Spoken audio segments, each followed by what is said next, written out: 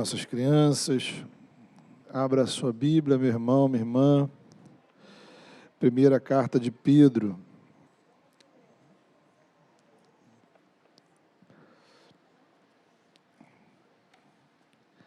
Primeira de Pedro, no capítulo 5. A gente vai ler a partir do versículo 8. Primeira carta de Pedro,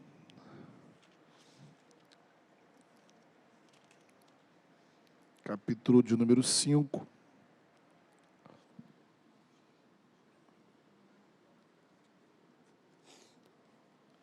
A partir do versículo 8.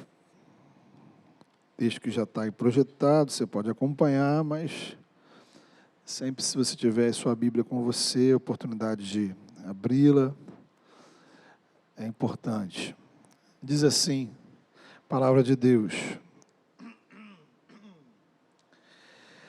estejam alertas e vigiem. O diabo, o inimigo de vocês, anda ao redor como leão, rugindo e procurando a quem possa devorar. Resistam-lhe, permanecendo firmes na fé, sabendo que os irmãos que vocês têm em todo o mundo estão passando pelos mesmos sofrimentos. O Deus de toda graça, que os chamou para a sua glória eterna em Cristo Jesus, depois de terem sofrido por pouco tempo, os restaurará, os confirmará, os fortalecerá e os porá sobre firmes alicerces. A Ele seja o poder para todo o sempre. Amém. Amém. Queridos, estamos falando na nossa série de mensagens sobre o caminho. Em cada culto, nossa intenção é apresentar para você motivos para você entrar no caminho, razões para você permanecer, argumentos para você retornar. O texto de hoje nos apresenta uma outra perspectiva. Pedro nos chama a atenção para aquilo que tenta nos afastar do caminho. Na verdade, trata-se de um movimento organizado para impedir quem está fora de encontrar o caminho, quem está dentro, desistir dele, e não permitir que quem saiu retorne. É o movimento do mal no mundo. A ação maligna que existe e atua na criação em rebelião contra o Criador. O grande líder ou grande representante desse movimento maligno é aquele que a Bíblia chama de diabo. Mas o mal não se restringe a ele. O diabo não é Deus, não é eterno, não é onipresente, não é onisciente, nem onipotente, portanto ele é limitado. Mas isso não significa que ele seja inofensivo. A questão é que habitamos um mundo que está em rebelião espiritual. O pecado afetou tudo e todos, o pecado está entranhado no coração e na mente humana. A sociedade, ou as sociedades, com as suas estruturas e instituições, sempre vão refletir a pecaminosidade humana, às vezes mais, às vezes menos, mas vai estar lá. As relações humanas, todas elas, de alguma forma, estarão sempre distorcidas. O pecado afeta as nossas emoções. Nada que o ser humano produz, da tecnologia ao entretenimento, será espiritualmente puro, porque a nossa razão foi contaminada. A desarmonia espiritual influencia até mesmo o funcionamento da natureza. O universo que habitamos não é idêntico ao que Deus criou. Portanto, as marcas do mal, elas estão no mundo físico, natural, social, cultural, espiritual, naquilo que vemos e não vemos. Então, por detrás de todo esse emaranhado de pecado, é que atua o diabo e as forças do mal. E é isso que Pedro quer dizer, isto é, Satanás, nosso adversário, anda ao nosso derredor, procurando alguém para devorar, E aqui, irmãos, como a gente sempre gosta de pontuar, precisamos evitar os extremos. Por um lado, há cristãos que dão ao diabo um cartaz desproporcional à importância dele na Escritura.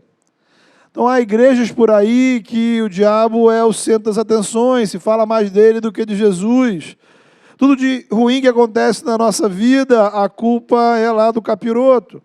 Então, tiramos as nossas responsabilidades, da doença, ao desemprego, ao problema na família, né? A alguma coisa que aconteça na sua vida de ruim, por mais simples que seja, tudo problema dele. O grande desafio espiritual, então, é enfrentá-lo. É uma guerra espiritual e as estratégias são várias. Precisamos fazer o quê? Repreender o mal, fazer correntes para quebrar maldições. E aí você pode usar várias coisas, rosas brancas, fitas coloridas, amuletos de proteção. Tem gente que nem crente é, nem a igreja vai, mas está preocupado em fazer várias coisas para se proteger do mal. Nada de crer em Jesus. O lance é fazer uma oferenda, uma fita, uma correntinha, participar de um culto de libertação e por aí vai. Agora, por outro lado, né, o outro extremo, são aqueles cristãos que ignoram completamente a ação maligna no mundo. E eles estão certos em não dar a mínima para o diabo. Só que acabam não prestando atenção nas ciladas espirituais que o inimigo coloca em nosso caminho. Na verdade, justamente não dão atenção à exortação que Pedro nos faz neste texto. Estão espiritualmente desatentos, ao invés de estarem sóbrios, vigilantes, alertas, estão desatentos, displicentes. Geralmente são pessoas que gostam de criticar aqueles que espiritualizam tudo. Todavia, acabam não espiritualizando nada. Por essa razão, não dão valor nem atenção aos verdadeiros recursos espirituais que o Senhor nos deu para o enfrentamento das lutas da vida. Então, são crentes que encaram a vida como incrédulos. Ou seja, lidam com os desafios da vida apenas com recursos humanos. São pessoas que não oram por nada, sequer percebem a diferença que a oração pode fazer e que a ausência de oração traz. Então, a gente tem dois extremos que precisamos evitar.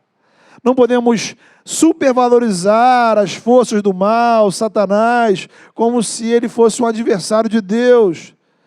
A Bíblia não mostra, irmãos, o diabo como adversário de Deus, porque Deus não tem adversários. Deus é único. Nada nem ninguém se compara a ele.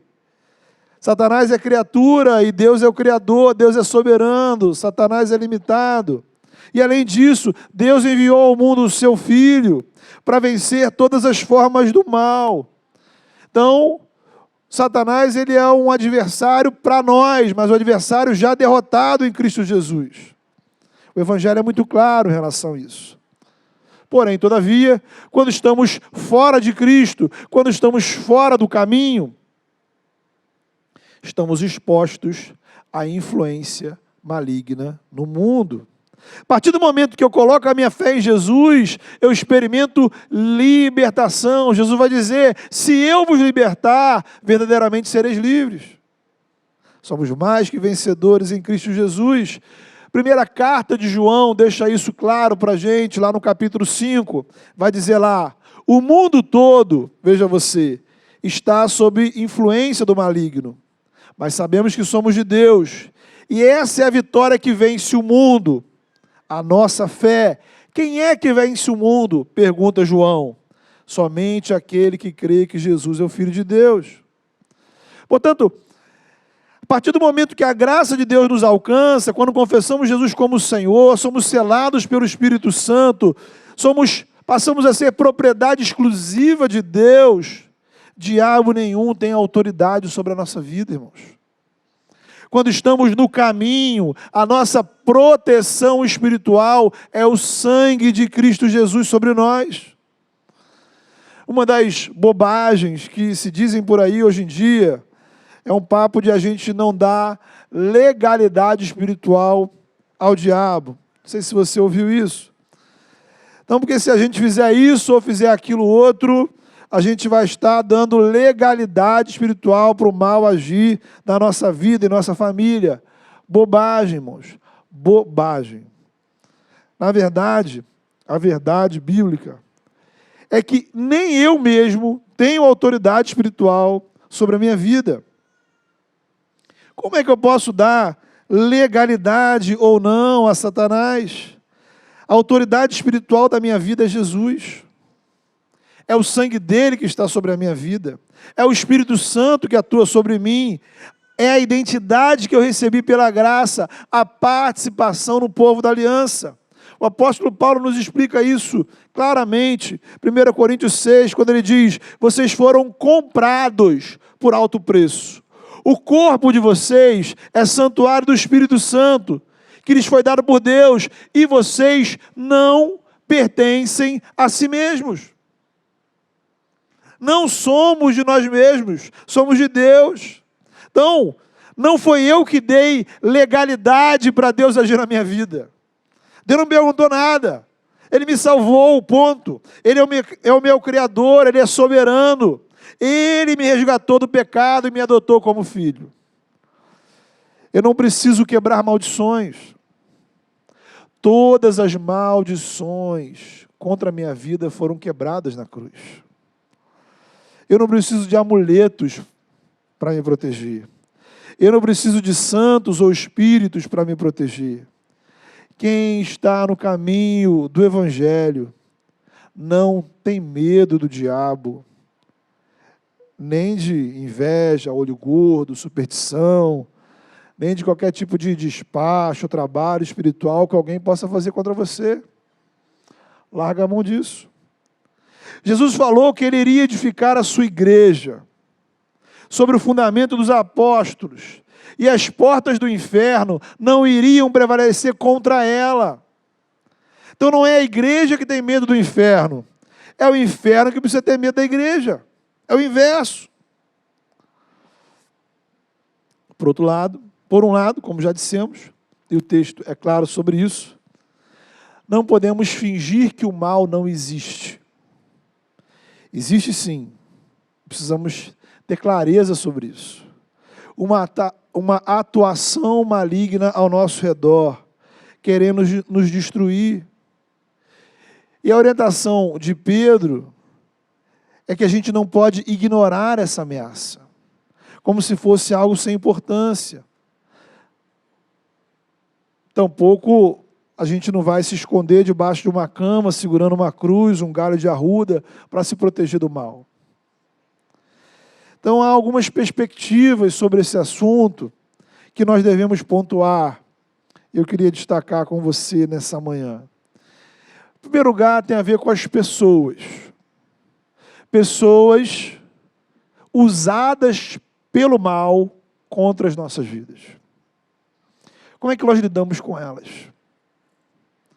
Veja, a ação do inimigo no mundo geralmente é de forma indireta. Ele instiga pessoas a agirem na direção contrária à vontade do Senhor. Essa influência é muito grande na vida daqueles que ainda não fazem parte do caminho do Evangelho. Não é necessariamente que a pessoa esteja possuída, pode até acontecer, mas em geral, o inimigo instiga a pessoa a seguir os seus próprios instintos, vontades, desejos, porque o pecado já está operando dentro dela. Então ele apenas vai colocando no caminho oportunidades para ela fazer o mal, para ela cooperar com o mal. Então na cabeça dela, ela está fazendo aquilo que ela quer. Ela está seguindo os seus interesses, as suas convicções, ela está agindo com o seu coração, a sua mente. Então, um exemplo, a pessoa sente raiva. Uma hora ou outra, todos nós ficamos irritados por alguma coisa, contrariados, com raiva. Esta raiva pode evoluir e pode se tornar palavras agressivas. E ela pode evoluir e pode avançar para ações violentas. Então a raiva toma conta de você e de repente você fica descontrolado. Dependendo do estímulo, da oportunidade, da arma que você tem à disposição, você pode, inclusive, tirar a vida daquela pessoa que te irritou. Os caminhos do mal sempre vão levar à destruição, ou da própria pessoa, ou das pessoas que estão ao seu redor. Em linhas gerais, essa pessoa ela vai se incomodar com o Evangelho, às vezes mais, às vezes menos. Mas o Evangelho representa um mundo que é contrário ao que essa pessoa vive. Em algumas situações, essa pessoa vai se incomodar com aqueles que seguem o Evangelho. Em algum momento, essa pessoa pode, de forma consciente ou não, se colocar em oposição a você. E sim, às vezes, ela pode ser usada pelas forças do mal para te prejudicar. Então, a gente não pode ser ingênuo nesse aspecto, irmãos.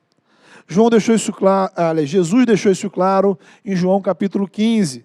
Ele vai dizer assim: se o mundo os odeia, tenham em mente que antes me odiou.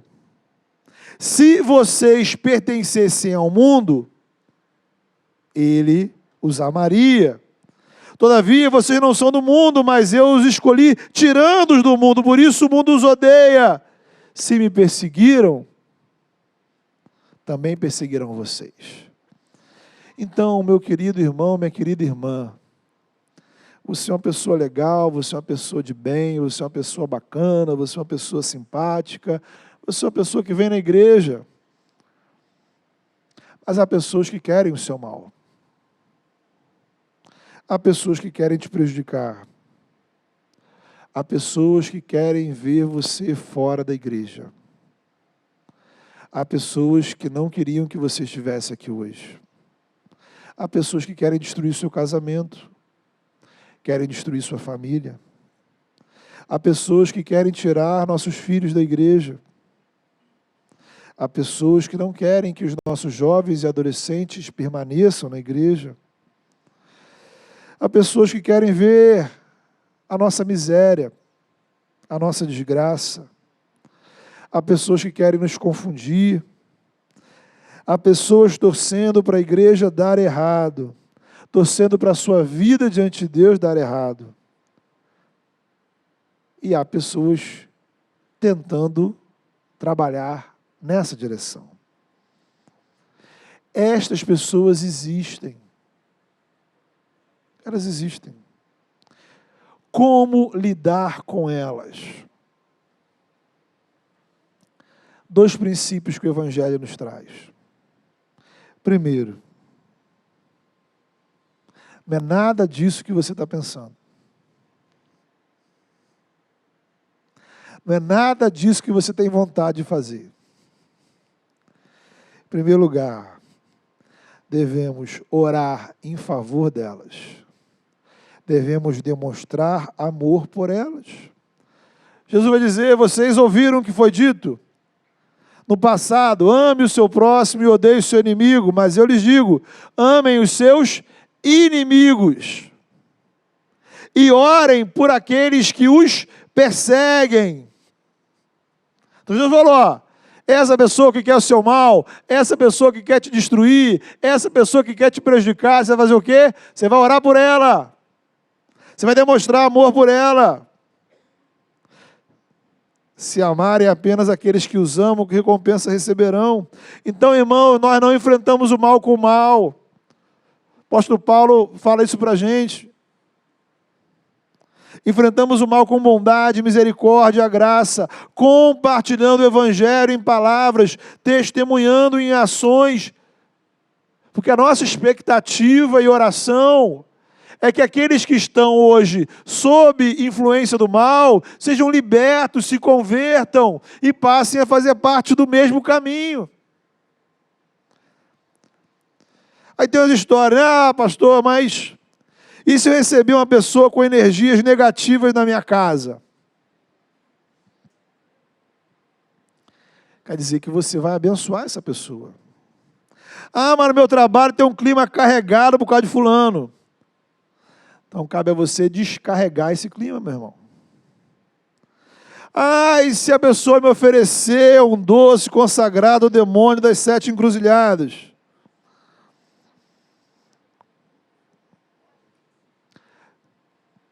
Se ela não te falar nada sobre isso, come.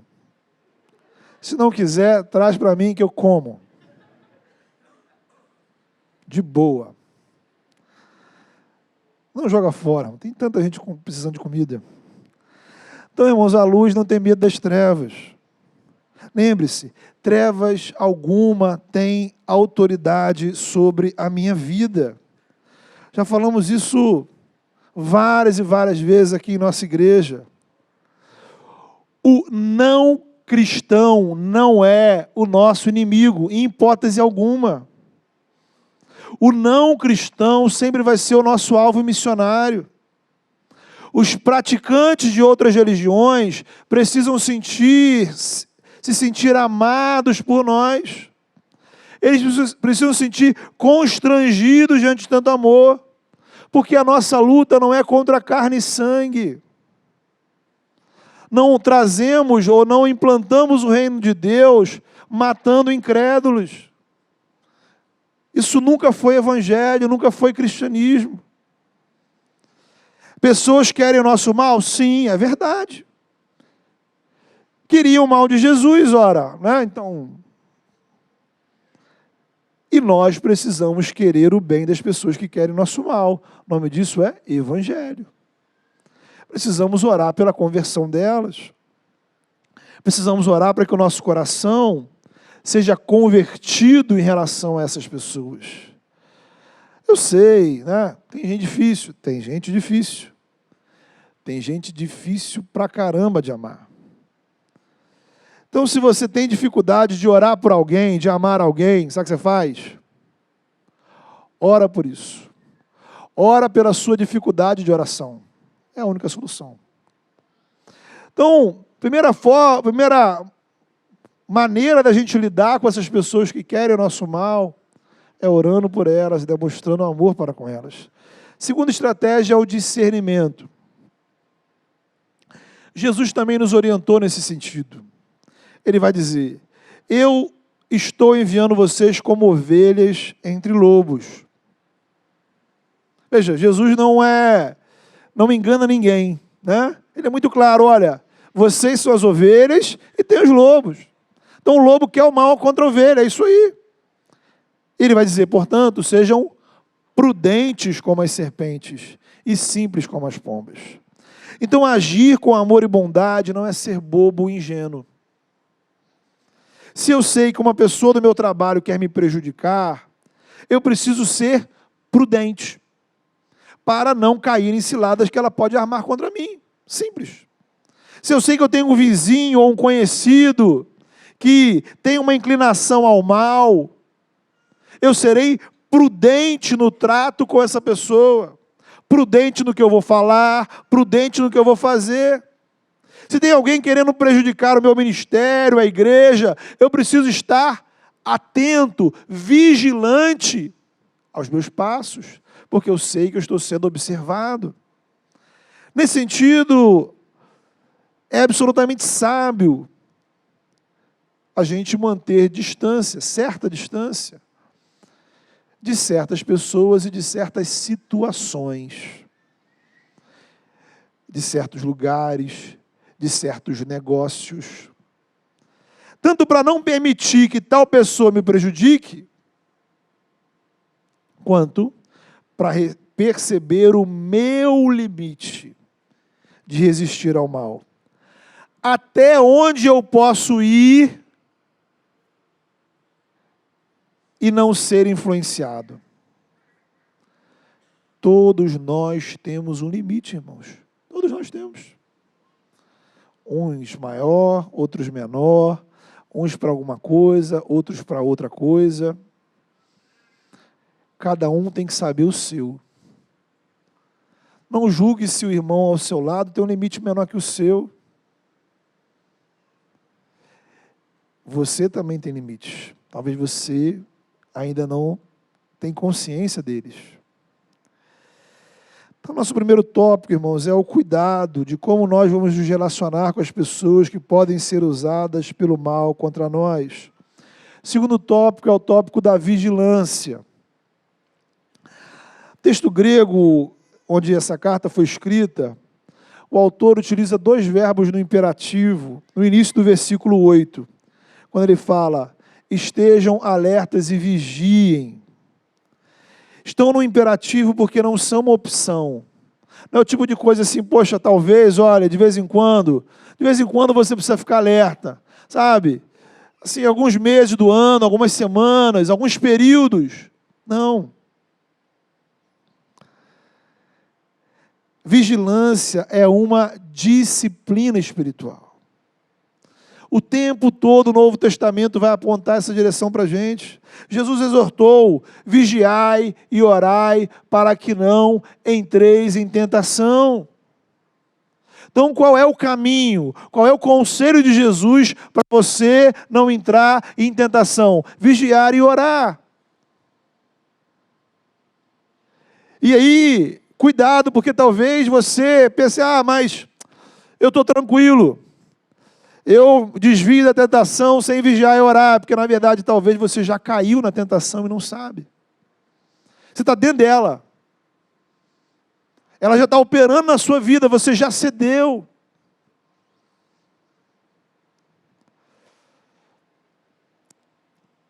Precisamos, irmãos, ser atentos. Aqui na primeira carta de Pedro, no capítulo 1, versículo 13, ele vai dizer, estejam alertas. No capítulo 4, versículo 7, ele vai dizer, estejam alertas e dediquem-se à oração. Atos capítulo 20, Paulo se despede dos presbíteros da igreja de Éfeso e ele inicia com uma recomendação. Vigiem. Aos Tessalonicenses, Paulo escreveu no capítulo 5, veja, vocês todos são filhos do dia, filhos da luz, não são da noite, não são das trevas. Portanto, não durmam como os demais, estejam atentos e sóbrios. Aos Coríntios, no capítulo 16 da sua primeira carta, ele diz, estejam vigilantes, mantenham-se firmes. Então, vigilância é fundamental nessa batalha espiritual que travamos. E aí, uma pergunta é necessária. Vigiar o quê? Tem muita gente boa de vigiar o outro, né? Vigiar a vida do outro. Então, não é sobre essa vigilância que estamos falando. É vigiar o inimigo? É vigiar o inimigo. Para saber onde ele está? Não. Jesus nos dá a direção. Quando ele diz aos discípulos vigiar e orar para não entrar em tentação, não cair em tentação. Ora, Satanás não pode atuar diretamente em nossas vidas, irmãos, mas ele atua ao nosso redor. Ele vai montando armadilhas, ciladas, laços, tentações. É importante observar que o inimigo não pode tirar da nossa vida a salvação que Deus nos deu, mas ele pode sim nos prejudicar espiritualmente. Ele pode nos ferir. O apóstolo Paulo fala em Efésios dos dardos inflamados, aos quais nós devemos nos defender com o escudo da fé. Então ele pode prejudicar, ele pode atrapalhar o trabalho da igreja, ele pode tornar o seu caminho espiritual mais difícil, mais pesado, e em certas situações ele pode te afastar sim dos propósitos de Deus e inclusive fazer com que certas bênçãos da sua vida se estraguem. Porque, irmãos, ainda somos pecadores habitando um mundo pecaminoso. Então, na verdade, o inimigo faz com a gente a mesma coisa que fez com Jesus. palavra de Deus vai dizer para a gente que na caminhada de Jesus, Jesus teve fome. E o diabo aparece e lhe diz assim: se és filho de Deus, transforma estas pedras em pães. Então, a tentação, guarda isso no seu coração.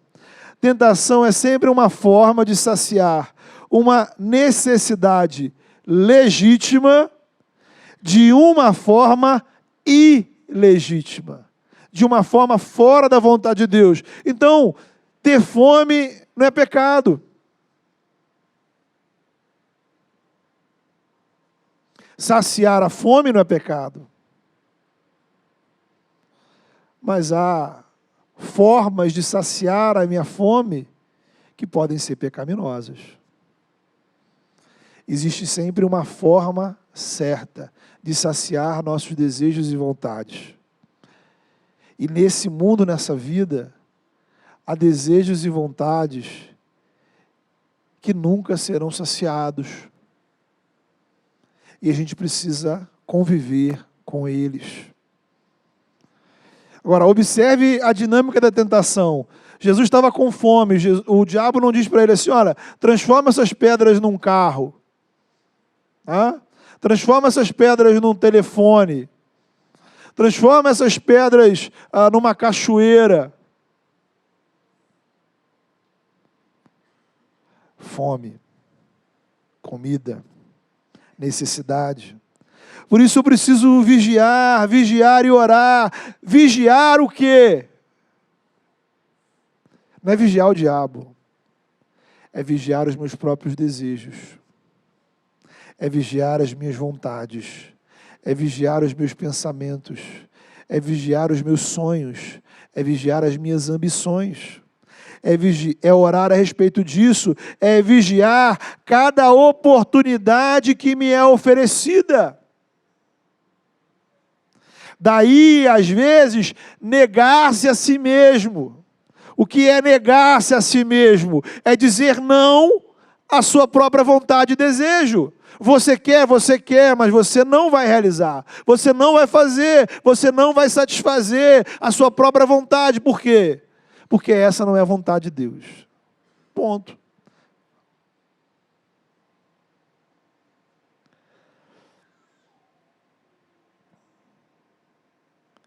Veja, é negar a satisfação do estômago, porque nem só de pão viverá o homem, mas de toda a palavra que procede de Deus. Então, quando a gente não vigia, a gente cai.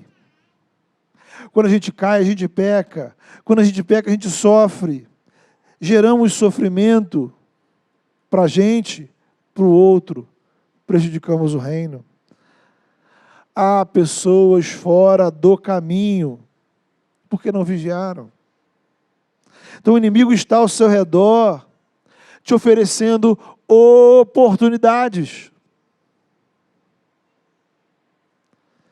Às vezes, oferecendo a realização dos seus sonhos, a satisfação dos seus desejos,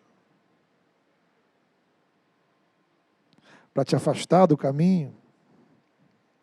Aqui, irmãos, cabe uma ressalva importante.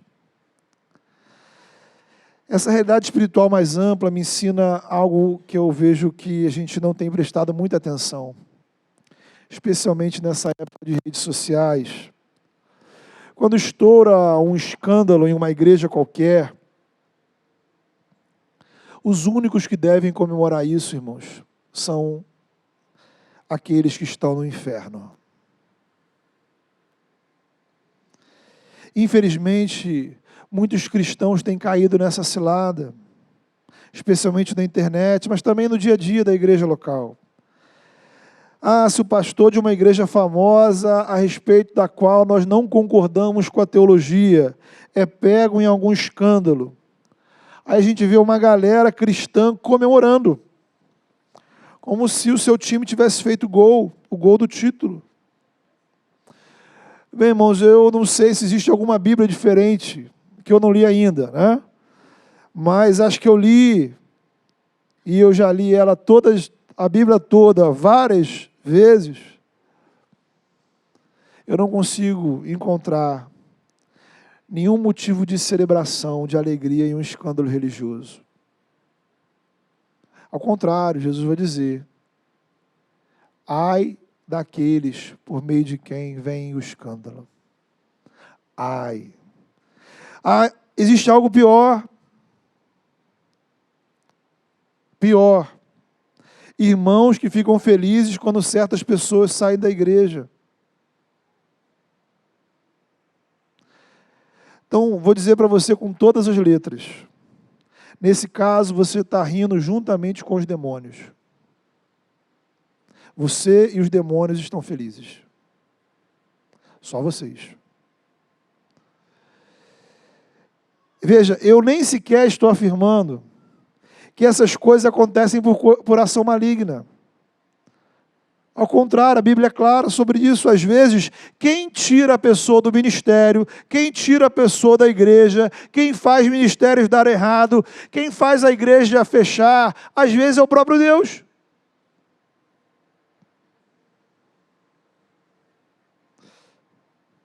A questão é que eu não tenho como afirmar se foi Deus ou não foi Deus, para começar.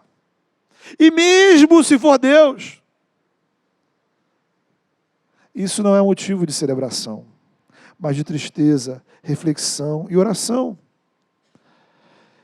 Quando Deus fulminou lá Ananias e Safira, pelo menos na minha Bíblia, os discípulos não marcaram um churrasco para comemorar depois.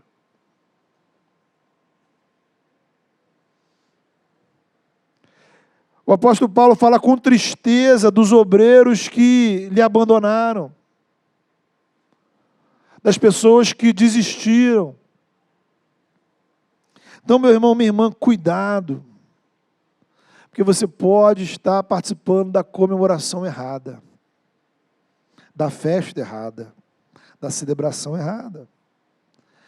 Então, nós já fizemos aqui duas considerações. Primeiro, precisamos considerar as pessoas que são usadas pelo mal. Como lidamos com elas?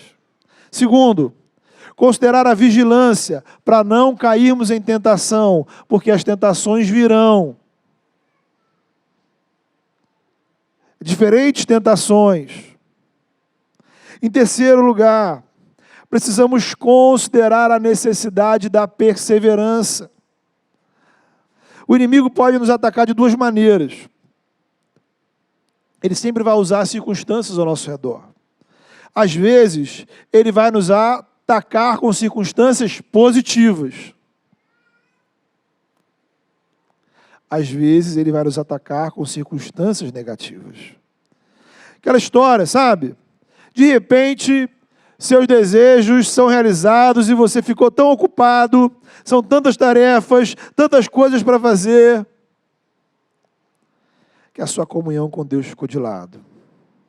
Você não tem mais tempo para oração, igreja, comunhão com os irmãos, santidade, evangelização, não são preocupações para você. A vida terrena está tão boa que você já se esqueceu do céu. Então essa pessoa foi derrubada por Satanás com a satisfação dos seus desejos, circunstâncias positivas. Boa parte dos cristãos ocidentais estão mais satisfeitos com os prazeres dessa vida do que ansiando pela vinda do reino de Deus. Mas às vezes o inimigo atua de outra maneira. É a estratégia do sofrimento. Novamente ele vai atuar num ambiente ao nosso redor, fomentando um ambiente negativo, contrário à prática da fé cristã. Aí entram hostilidades, aí entra discriminação, aí entra violência, aí entra perseguição, aí entra em cena o imperativo do verso 9. Resistam. Fiquem firmes. Esse tema do sofrimento é muito importante para Pedro. 12 vezes nessa pequena carta a palavra sofrer vai aparecer. O Novo Testamento nos exorta a perseverar na fé até a morte. É o que Jesus, por exemplo, diz à igreja de Esmirna no Apocalipse. Veja só. Não tenham medo do que estão prestes a sofrer. Olha o que é que Jesus diz para a igreja de Esmina. Saibam que o diabo lançará alguns de vocês na prisão para prová-los. E vocês sofrerão perseguição durante 10 dias.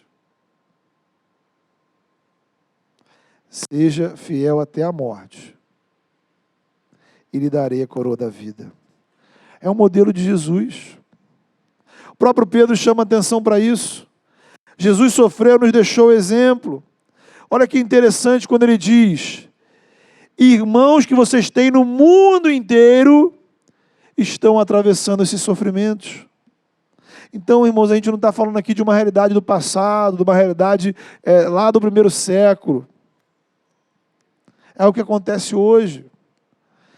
De acordo com a missão Portas Abertas, mais de 380 milhões de cristãos atualmente enfrentam algum tipo de oposição como resultado da sua identificação com Cristo.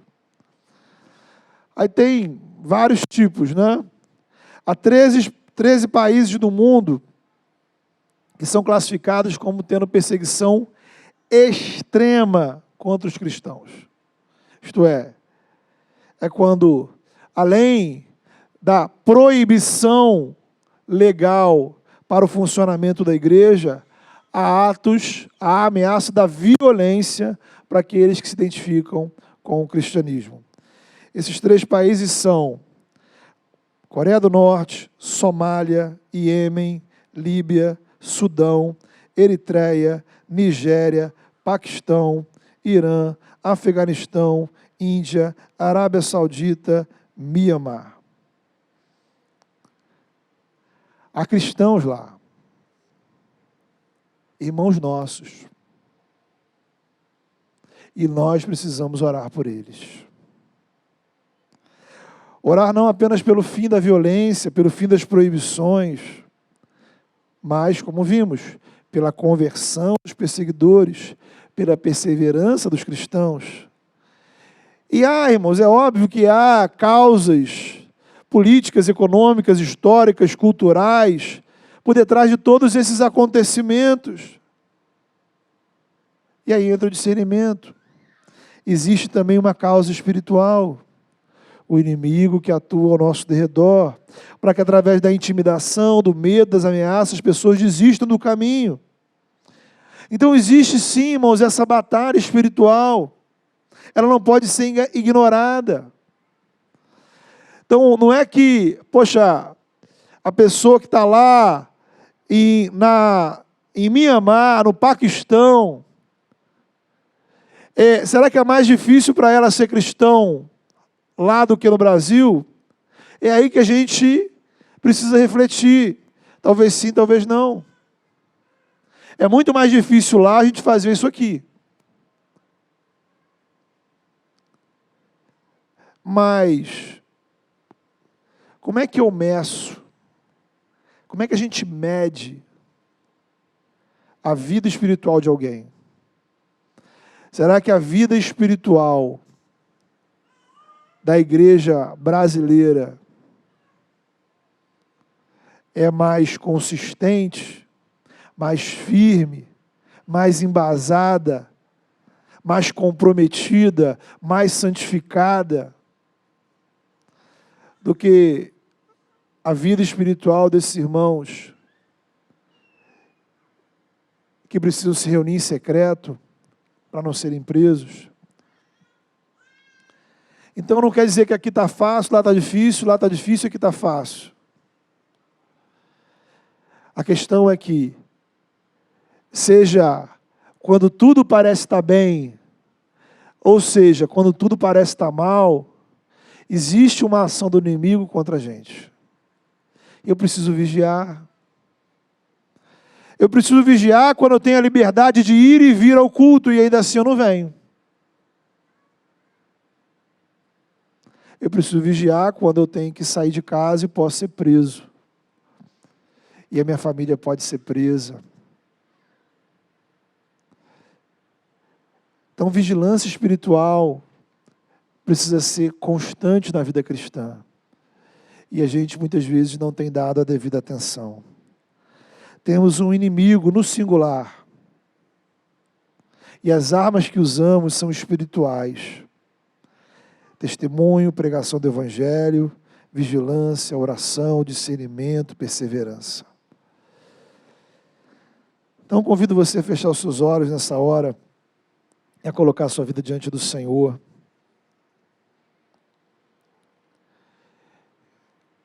E queria que você orasse ao Senhor exatamente pedindo para que o Senhor abra os seus olhos. Abra os seus olhos para as armadilhas que podem existir ao seu redor.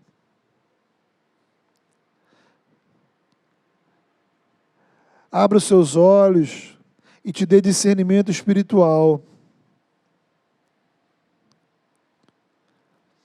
Será que existem tentações, armadilhas, coisas que o inimigo está tentando contra a gente simplesmente não está vendo? A gente não está dando atenção. De repente coisas estão acontecendo na sua vida para te prejudicar espiritualmente. E você está ocupado demais, está distraído demais. Peça ao Senhor para abrir os seus olhos.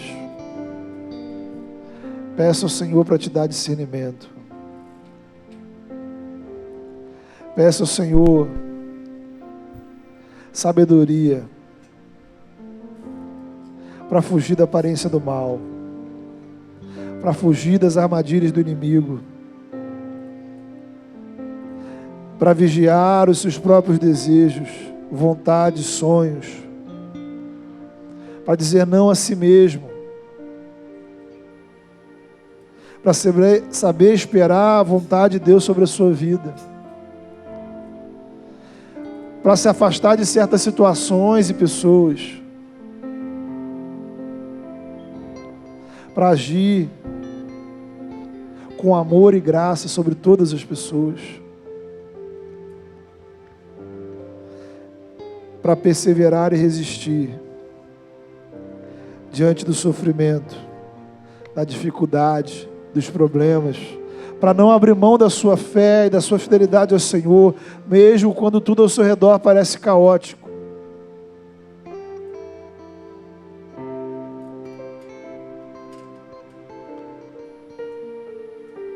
Peça ao Senhor para perceber que talvez você já esteja caído. Caiu porque não deu atenção, caído porque não prestou atenção espiritualmente. É hora de se levantar. É hora de retornar ao caminho. É hora de recomeçar. É hora de renovar a caminhada com o Senhor. Fale com o Senhor.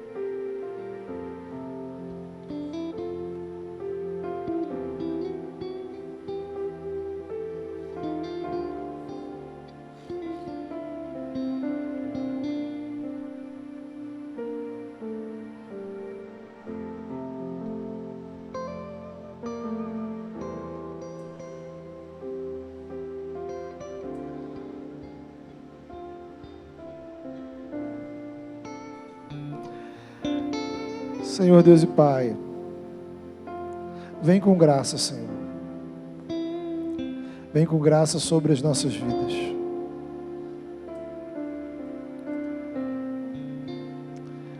Senhor, em nome de Jesus, nos dá o discernimento espiritual necessário, Senhor. Abre os nossos olhos para percebermos, ó Deus, a atuação maligna que existe ao nosso redor. Pai, nos dá, Senhor, a confiança e a segurança no Senhor. O Senhor nos amou, o Senhor nos alcançou. A nossa vida pertence ao Senhor. Mas muitas vezes, ó Deus, cedemos às tentações. Às vezes caímos, ó Pai, sem mesmo perceber que estamos caídos. Tropeçamos sem perceber que estamos, ó Pai, tropeçando. Abre os nossos olhos, ó Deus, para entender, Senhor, que há certas coisas na nossa vida, Senhor, que simplesmente estão atrapalhando a nossa caminhada com o Senhor, que estão, Senhor, tirando, Senhor, o nosso foco em Cristo. Dá-nos o discernimento espiritual para vigiar e orar. Dá-nos a coragem, a fé, a força de retirar da nossa vida, de nos afastarmos daquilo, Senhor, que simplesmente está ali para nos prejudicar.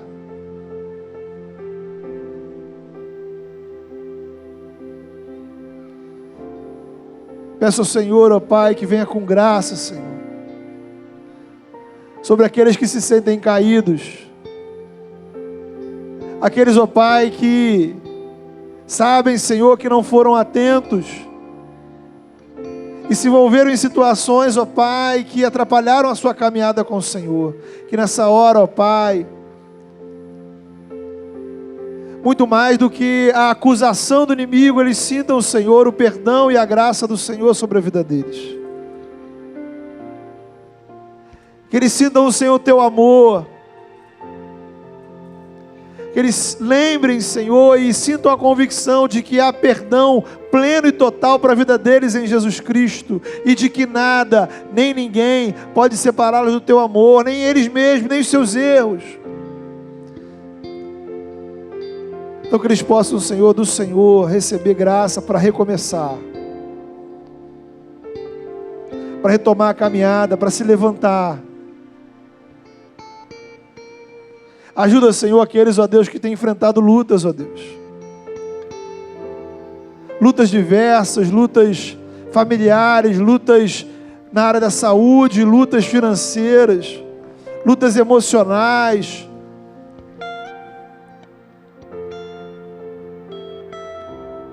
Dá força para que os teus servos possam resistir, Senhor, e se manter firmes e perseverar na direção da tua vontade. Lembramos, ó Deus, dos nossos irmãos, que pelo mundo afora, Senhor, servem ao Senhor. Gente, Senhor, que faz parte da mesma igreja, que é o mesmo corpo, Senhor. Pedimos, ó Pai, que o Senhor visite com fortalecimento aqueles que andam desanimados, que andam entristecidos, amedrontados, intimidados. Que o Senhor, ó Pai, nessa hora os visite, Senhor, com a unção da coragem, Senhor. O ânimo, a disposição para permanecer, para resistir e para ser fiel até a morte, crendo, Senhor, na promessa do Senhor de vida eterna. Pedimos, ó Deus, graça para aqueles, ó Deus, que querem o nosso mal, que promovem o mal. Ajuda-nos, ó Pai, a sermos instrumentos missionários, ó Deus. Que possamos agir com amor, com caridade, com misericórdia.